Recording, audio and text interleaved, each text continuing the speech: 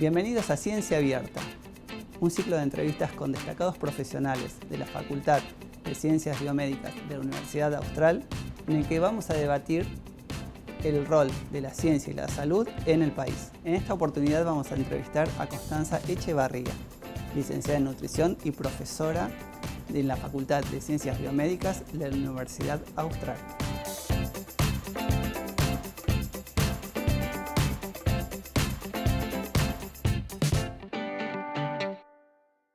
Bienvenida, Constanza. Gracias. ¿Cómo estás? Gracias por la invitación. Bueno, la primera pregunta que te voy a formular es ¿cómo nos alimentamos hoy los argentinos? ¿No? O cómo nos alimentamos también, te lo voy a dividir en dos, antes de la pandemia y ahora post pandemia. Bien. A ver, cuando uno se pregunta de cómo nos alimentamos los argentinos, para eso existen a nivel nacional encuestas, ¿no?, de alimentación. En ese contexto uno podría decirte que estamos medianamente lejos de las recomendaciones, de los ideales, ¿no? Se habla de un bajo consumo de frutas y verduras, se habla de un consumo exagerado de azúcares, dulces, de grasas animales, de productos y ultraprocesados y procesados, etc. Así que en ese contexto te diría que estamos lejos de las recomendaciones. Condición que la pandemia empeoró en la mayoría de las familias argentinas. Esa condición de encierro, habíamos puertas adentro, la familia se dedicó mucho tiempo al sedentarismo, por sobre todas las cosas, y eso empeoró la condición de sobrepeso y obesidad a nivel país. Y por otro lado, a un consumo aún mayor de azúcares, de harinas, de elaborados en casa. La mayoría, en ese sentido, hubo menos quizá consumo de procesados, ultraprocesados, aunque se hizo uso también por momentos de deliveries y acceso muy rápido a la comida que denominamos chatarra, pero que si bien era consumo, digamos, de comida casera, era un casero exagerado en cantidad y era un casero quizá desequilibrado, poco saludable. Sí. No quiero, digamos, generalizar, hubo algunas familias que tomaron conciencia y prestaron atención a que esto podía ser mejor, improvisaron alguna que otra huerta o alguna maceta con alguna hierba, el pan de masa madre que tuvo su esplendor en pandemia, cosas que sí están a favor de una nutrición mejor, pero quizá fueron los menos, así que el cambio no fue para nada favorable. ¿Y cómo evolucionó la nutrición en los últimos años, décadas, te diría? Porque uno habla de nutrición, de alimentación y inevitablemente uno habla de dieta, pero hoy la medicina y específicamente la nutrición avanzó muchísimo.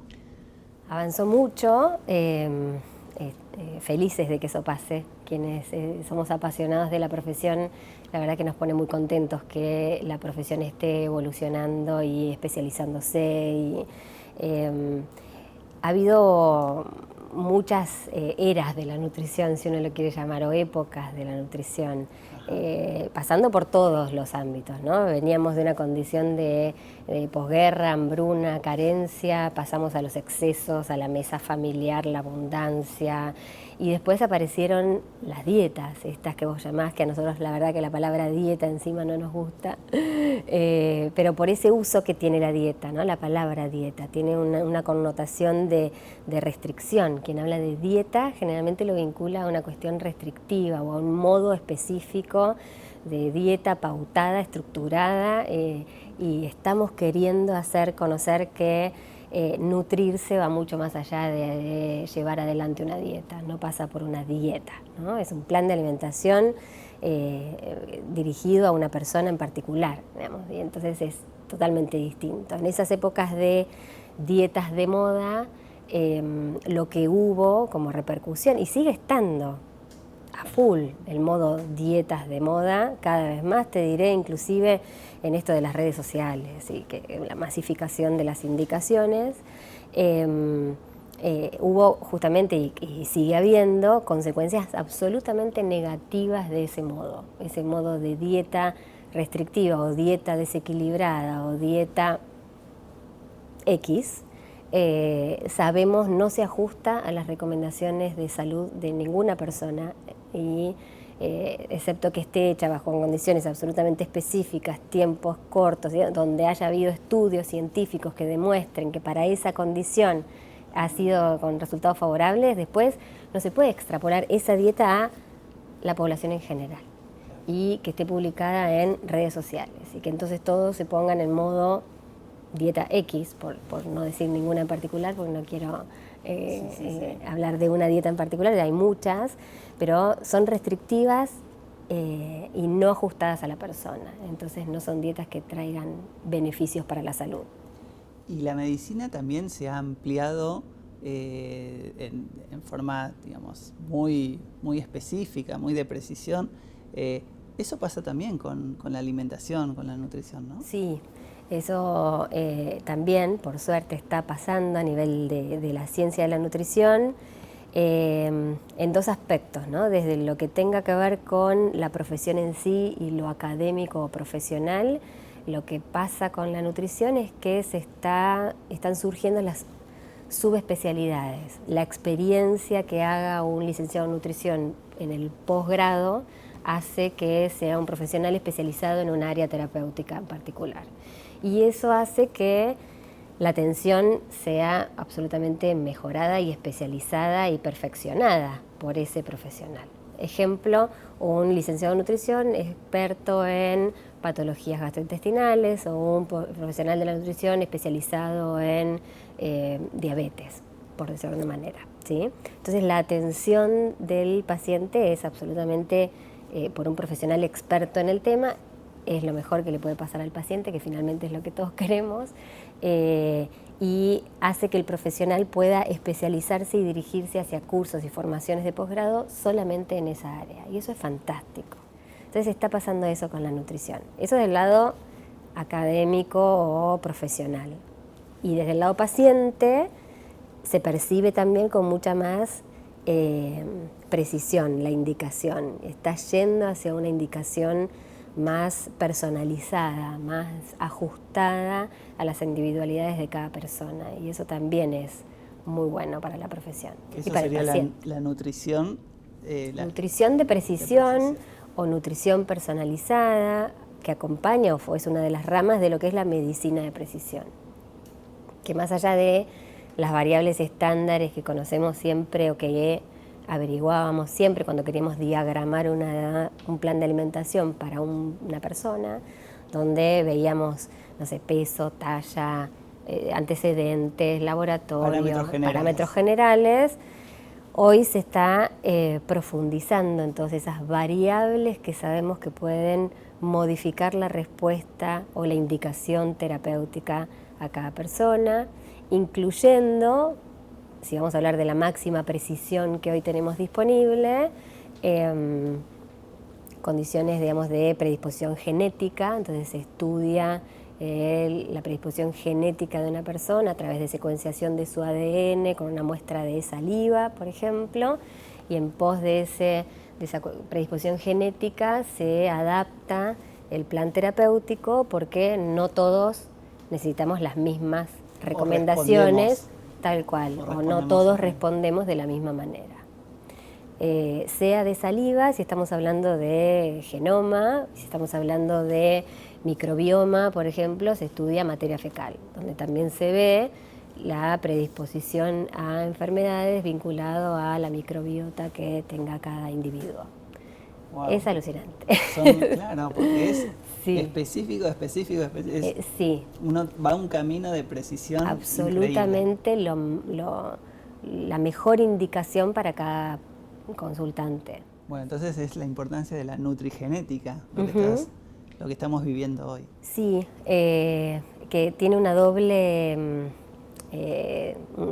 significancia. Uno dice, bueno, nutrigenómica y nutrigenética, según que estemos averiguando, ¿no? ¿Sí? Cómo impactan los genes en la respuesta a la dieta o cómo impactan los incluso alimentos, cómo pueden impactar en modificar la predisposición genética de alguna enfermedad. Entonces podemos hacer mucho, podemos prevenir enfermedades ajustando la terapéutica a una predisposición genética vinculada a, por ejemplo, obesidad, o al revés, podemos manipular con alimentos la justamente predisposición a alguna enfermedad para que no despierte, ¿no? Hay un ida y un camino de ida y un camino de vuelta. Los dos nos permiten hacer más precisión con la indicación. Y hablando de precisión, una de las cosas que más importante destacan los gobiernos, los ministerios de salud, los sistemas integrales sanitarios, es prevenir, justamente lo que decías, para evitar mayores gastos, mayor población enferma. Y yo creo que, digamos, el rol de la alimentación es clave en eso y es un factor determinante para el desarrollo de muchas enfermedades. Es condicionante. A nivel preventivo, una de las primeras políticas digamos, que uno pudiera enumerar a nivel mundial es la política alimentaria, en todos sus aspectos, desde una alimentación sustentable, digamos, de un buen vínculo con el suelo, la disponibilidad de alimentos en los lugares más carentes y por lo tanto también después ajustes en lo que tenga que ver inclusive industria para que el acceso a los alimentos o a los productos no sea contraproducente para la salud. Hay un gran abanico de políticas. Yo me imaginé desde la leche materna, que es el también, primer alimento que uno recibe. Absolutamente. Entonces, es interminable, porque hay políticas de acción desde el nacimiento y hasta la góndola, digamos, para poder hacer ajustes y prevenir enfermedades. Entonces es mucho lo que se puede hacer. En ese sentido, lo que tiene que ver con nutrición de precisión está lejos de ser hoy una práctica de aplicación a nivel poblacional en cuanto a prevención, porque la prevención es una de las fortalezas de esta práctica, pero es una ciencia nueva y lo que tenga que ver con tecnología para poder obtener esos datos de genética no son todavía de alcance masivo como para que tengan un bajo costo. Entonces no alcanzan a hacer hoy estrategias de prevención a nivel poblacional. Hoy todavía tienen vigencia a nivel poblacional las políticas públicas, las recomendaciones de alimentación saludable, las guías de buena práctica, las guías de alimentación saludable para la población, que son todos esos gráficos que a veces se ven, que antes eran pirámides, que después fueron óvalos, que hoy son su círculo, bueno, y esas guías que son enunciadas por el Ministerio de Salud, alcanzan hoy todavía la vigencia como para hacer de recomendación poblacional. Y la medicina de precisión y la nutrigenética, la nutrigenómica y todo esto otro preciso que estábamos hablando y tan nuevo, es más para prevención individual, porque es de alto costo, entonces no llega a ser accesible como para prevenir. Hay otras cosas para prevenir a nivel poblacional. Y justamente me da el pie para una de los debates y de las cuestiones que hay en avanzada en varios países, que va el camino hacia la prevención, pero desde lo cotidiano, es el etiquetado de los alimentos. ¿Qué rol fundamental tienen?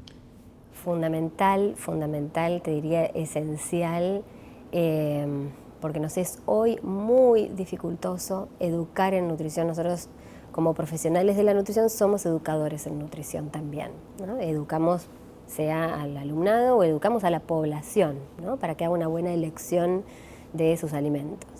En ese contexto, justamente una de las mayores dificultades es educar en etiquetado alimentario tal cual hoy están las etiquetas. Entonces, en ese contexto, necesitamos del etiquetado nutricional. El etiquetado frontal de alimentos, es básicamente una alerta. Es una forma de alertar a la población respecto de, claro, alerta, ¿qué estás consumiendo? ¿Qué estás por comprar? Estás por comprar un alimento muy alto en sodio o estás por comprar un alimento muy alto en azúcares. Vos elegís Si querés comprarlo o no querés comprarlo, sabemos, todo esto va acompañado de información que hace saber cada vez más a la población que el consumir alimentos ricos en sodio trae enfermedades cardiovasculares, que el consumir alimentos con exceso de azúcar trae... Entonces, si vamos de la mano con educación en cuanto a consecuencias y por otro lado, alertas a la población respecto de qué está comprando, queremos entender que debería concluir la historia en que la gente consuma menos alimentos dañinos, perjudiciales para la salud, y también que la industria responda mejorando su oferta de alimentos.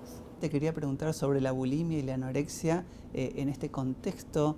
¿Cómo se aborda eso en un consultorio, ¿no? O a nivel académico también?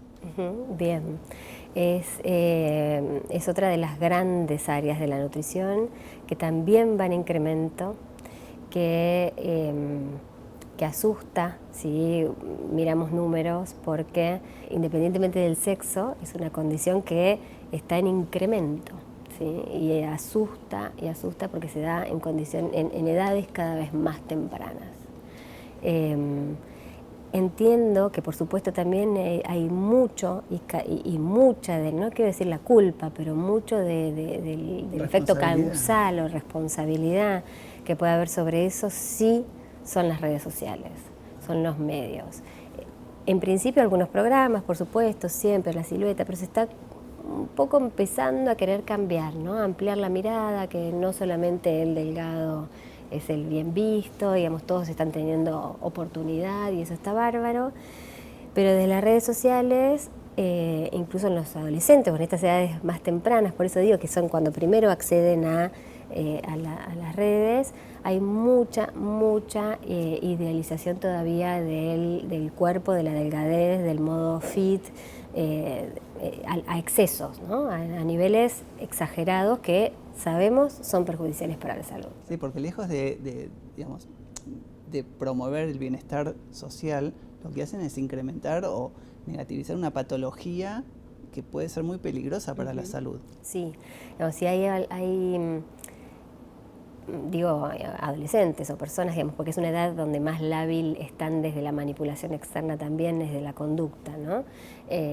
Donde había alguna predisposición a pensar en aquella idea del trastorno de la conducta alimentaria, digamos, no como pensar en, digamos, pero que exista esa predisposición a manifestarse, cualquier exposición exagerada o información permanente desde el exterior, redes sociales, entiéndase, eso va a, por supuesto, despertar la necesidad, digamos, de vincularse con esa condición física, ¿no? Y la última que te hago tiene que ver con un mensaje al alumnado. ¿Qué se le puede decir a los jóvenes que quieren iniciarse en esta apasionante carrera? Sí, por ahí no voy a ser muy objetiva porque soy de las apasionadas, pero, a ver, es una profesión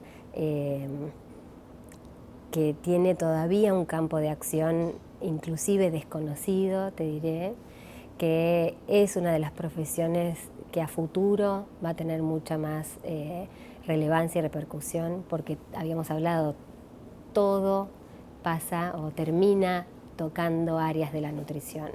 No es solamente la carrera, ¿no? Y el estudiar y la profesión del licenciado en nutrición no es solamente el diagramar planes de alimentación.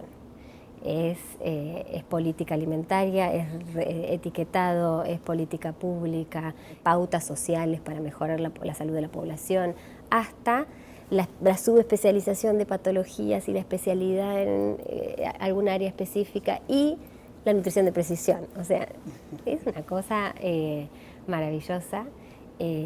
Por eso no soy muy objetiva, porque me apasiona, pero entiendo que hay mucho campo de acción y que es una de las carreras del futuro seguro.